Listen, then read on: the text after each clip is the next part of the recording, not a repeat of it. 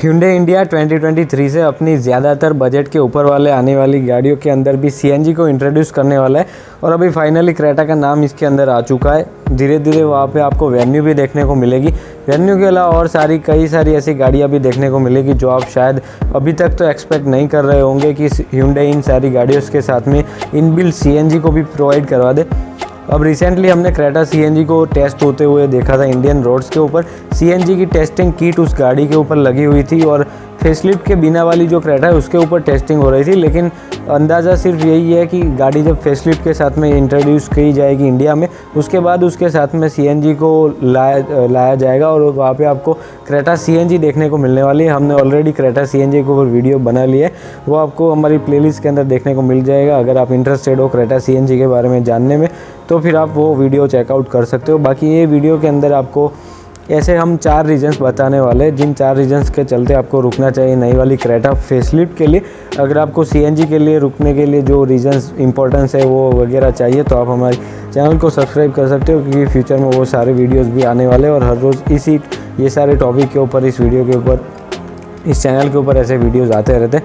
तो बिना किसी देरी के वीडियो को स्टार्ट करेंगे और सबसे पहले मैं आपको बता दूं, एंड तक ज़रूर देखना, चारों पॉइंट कवर कर लेना। अगर आपको ये चारों पॉइंट पसंद आते हैं या फिर आपके सिचुएशन के अकॉर्डिंग फिट बैठते तो फिर आपको रुकना चाहिए नई वाली क्रेटा फेसलिफ्ट के लिए।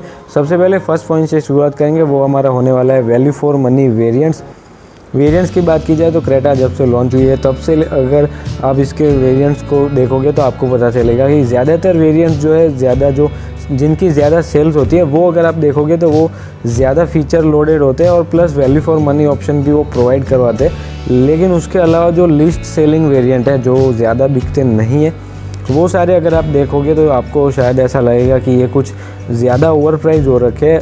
फॉर एग्जांपल अगर आप बात कर लो पेट्रोल के लोअर वेरिएंट की तो वो भी आपको 11 लाख से स्टार्ट होता है, मतलब गाड़ी के अंदर कोई 10 लाख का कोई वेरिएंट ही नहीं है।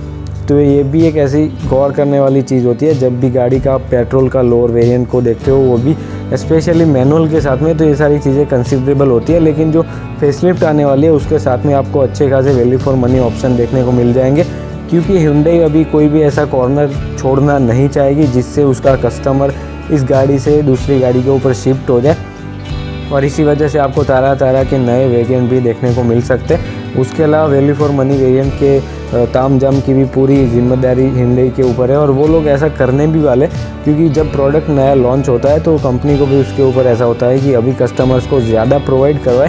तो कई कंपनी स्टार्टिंग में अपना नुकसान भी करती है वैल्यू फॉर मनी वेरिएंट्स के अंदर, कम से कम पैसों में वो गाड़ी का वेरिएंट देने के लिए लोगों को। तो ये सारी चीज़ें भी होती है, लेकिन जब गाड़ी लॉन्च होती है उसके 2 या 1-1.5 साल तक तो ऐसा ही रहता है कि वो लोग ज़्यादा छेड़खानी नहीं करते। खैर, अब सेकंड पॉइंट की बात करें तो वो है प्राइसिंग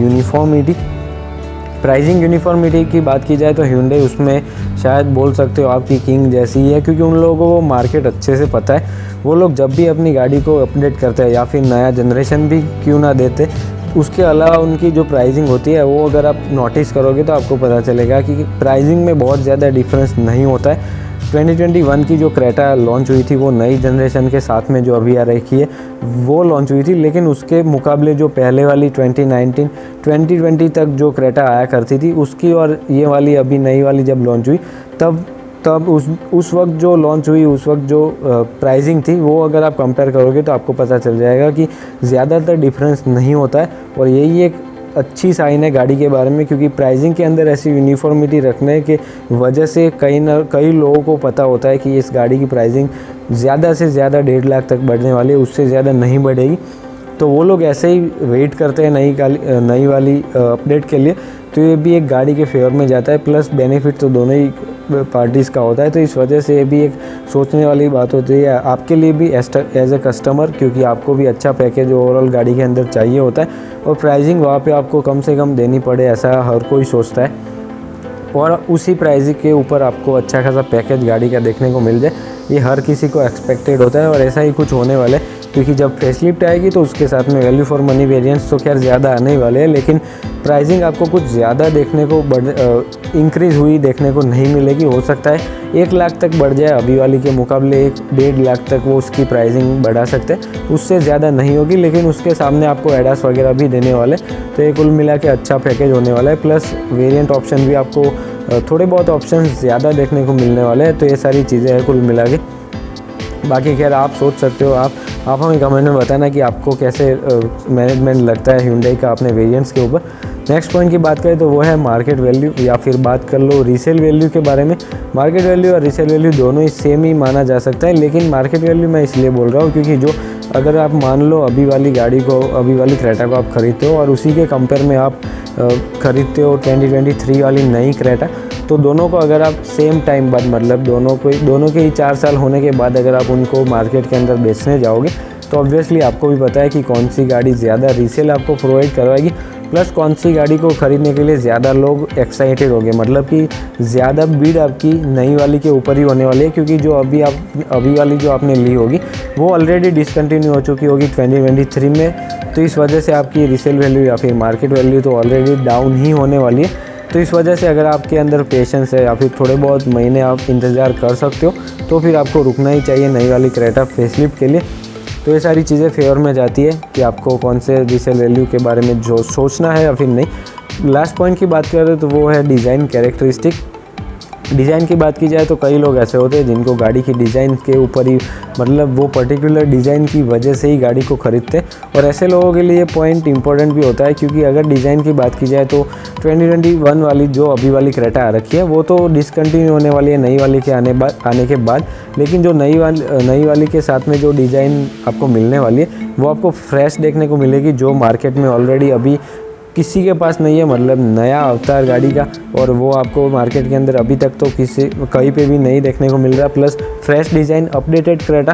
तो ये सारी चीज़ें उन लोगों को मैटर करती है जिनको डिज़ाइन गाड़ी की ज़्यादा मतलब वो लोग ज़्यादा ऑब्सेस्ड होते हैं गाड़ी की डिज़ाइन से।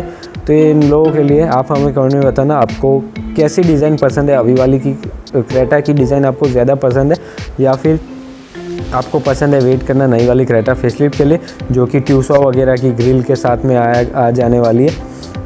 तो ये सारी चीज़ें थोड़ी सी सब्जेक्टिव ज़रूर हो जाती है, लेकिन at the end design characteristic के बारे में बात आती है, क्योंकि गाड़ी अपडेट होने वाली है। तो इस वजह से गाड़ी के फेसलिफ्ट की वजह से गाड़ी के जो एक्सटीरियर में अच्छे खासे चेंजेस Hyundai इस बार करने वाली है। तो कुल मिला के ये सारी चीज़ें आप देख सकते हो इन टर्म्स ऑफ एक्सटीरियर, या फिर बात कर लो डिज़ाइन कैरेक्टरिस्टिक के बारे में। तो ये सारी चीज़ें थी कुल मिला के। आप हमें कमेंट बताना आपको कौन सी ज़्यादा पसंद है। तो चलिए इस वीडियो में तो बस इतना ही था। उम्मीद है आपको वीडियो पसंद आएगा। पसंद आया तो लाइक शेयर सब्सक्राइब ज़रूर कर देना। अगली वीडियो तक दोस्तों ड्राइव सेफ। Thank you.